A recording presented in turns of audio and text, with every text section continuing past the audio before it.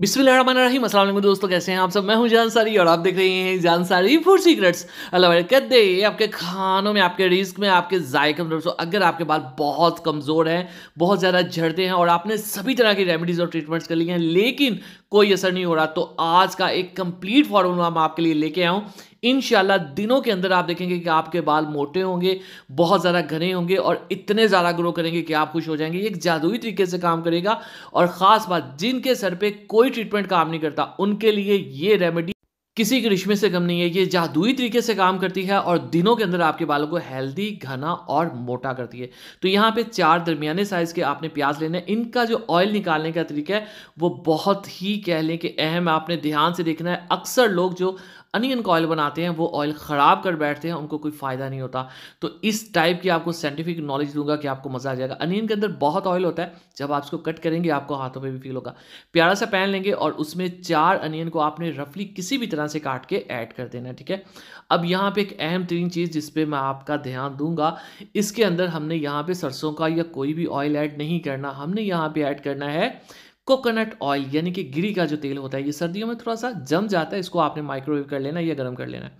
अब ये यहाँ पे क्यों इस्तेमाल कर रहे हैं, देखें जो सरसों का ऑयल है ना या बाकी जो ऑयल है, जब उसको हम पकाते हैं बहुत ज़्यादा हाई हीट पे तो उनकी जो प्रॉपर्टीज़ हैं वो डिस्टर्ब हो जाती हैं और फ़ायदा देने की बजाय वो नुकसान देते हैं। लेकिन कोकोनट ऑयल के अंदर अल्लाह ने क्या ऐसी चीज़ रखी है कि इसको हम ज़्यादा पकाएं हाई हीट पे भी तो भी ये प्रॉब्लम नहीं करता और इसके जो बेनिफिट्स हैं, इसके जो न्यूट्रिएंट्स हैं वो ज़ाया नहीं होते, ठीक है।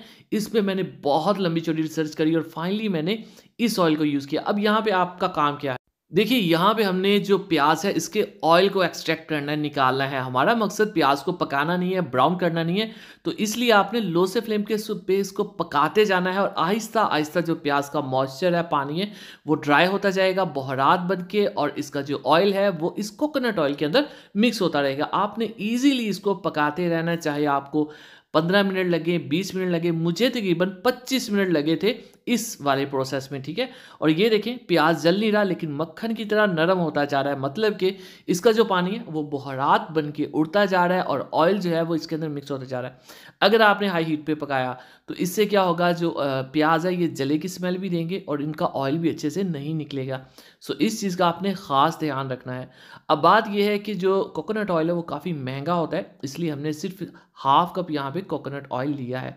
इसका मतलब ये नहीं हम बाकी ऑयल नहीं ऐड नहीं करेंगे, वो भी करेंगे लेकिन टेक्निकली जब उनकी ज़रूरत पड़ेगी।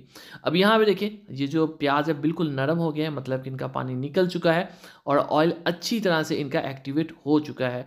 अब यहाँ पे हमने इसके अंदर एक और ऑयल यूज़ करना है जब ये कम्प्लीटली अपना ऑयल निकाल चुके हैं, ठीक है। तो सरसों का ऑयल हम यहाँ पे मस्टर्ड ऑयल जो है वो यूज़ करेंगे। 1/3 कप इसके अंदर जो है वो काफ़ी होगा। इससे क्या होगा कि प्याज का जो मज़ीद ऑयल है वो भी हम निकाल सकेंगे, ठीक है। ये काफ़ी कम था तो इसमें हम सरसों का ऑयल यहाँ पे ऐड कर देंगे। तकरीबन 1/3 कप जो है वो यहाँ पे हम डाल देंगे सरसों का ऑयल। अब फ्लेम को हमने कर देना है ऑफ। सरसों के ऑयल को पकाने की कोई ज़रूरत नहीं है, ये जस्ट हमने मिक्स किया था ताकि प्याज से अच्छे से ऑयल निकल आए। अब इसमें और भी बहुत सारी चीज़ें ऐड होंगी जो मैं आपको बताता हूँ। इसको हम कर देंगे अच्छे से मिक्स और मिक्स करने के बाद फ्लेम को हमने ऑफ कर देना है और इसको हमने ठंडा होने देना है। याद रखिएगा प्याज को आपने बहुत ज़्यादा कुक करके जलाना नहीं है, आपने लो से फ्लेम पे पकाना है। इससे प्याज का जो ऑयल है अच्छी तरह से एक्सट्रैक्ट होगा और कोकोनट ऑयल में मिक्स होगा। अब देखें इस रेमेडी में कुछ और चीज़ें भी हमने ऐड करनी है, तो आपने ध्यान से उनको नोट कर लेना है और एज इट इज़ आपने इसको बनाना है। अब हमें इसको ठंडा करना है और उसके बाद हमें चाहिए खूबसूरत सा बाउल और एक हमें चाहिए चीज़ क्लॉथ, ठीक है, मलमल का जो कपड़ा होता है। इससे हम क्या करेंगे, इस ऑयल को दबा के स्क्वीज़ करके निकाल लेंगे। अब यहाँ पे इसका जो यूज़ है उसके बारे में मैं आपको बता दूँ।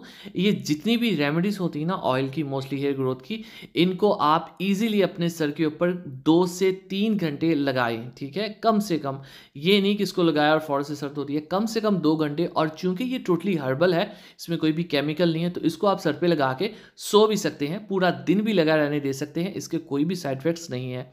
5 साल से लेके 75 साल के मेल फीमेल इसको ईज़िली यूज़ कर सकते हैं और यकीन करें विदिन डेज़ आपको इसके जो है वो रिज़ल्ट्स मिलते हैं। तो ऑयल देखिए बहुत आसानी से निकल जाएगा और ये देखें जी।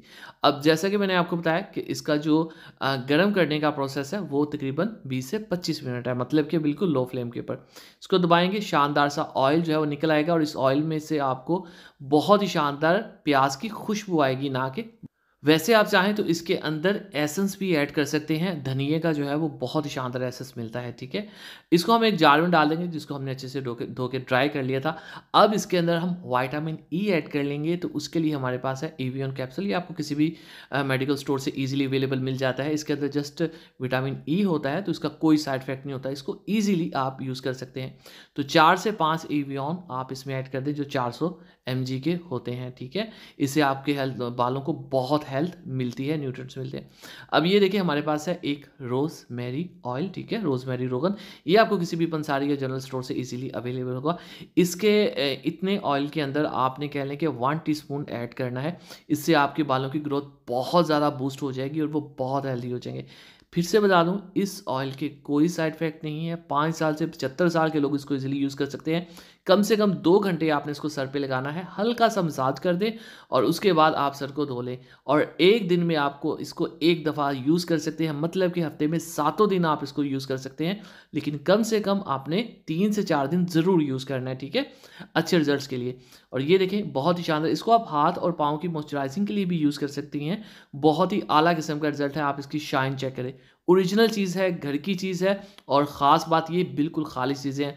मार्केट से जो चीज़ें मिलती हैं यकीन करें उस पे कोई ट्रस्ट नहीं किया जा सकता और वो बिल्कुल भी जो है वो परफेक्टली हर्बल नहीं होती। तो ये चीज़ घर पे बनाएं, इसको यूज़ करें, कमेंट बॉक्स में बताएं 7 से 8 दिन के बाद आपको रिजल्ट्स कैसे मिले हैं। दुआ में रखिए, वीडियो को लाइक कीजिए, जान सर को इजाज़त दीजिए, अगली वीडियो तक अल्लाह हाफिज़।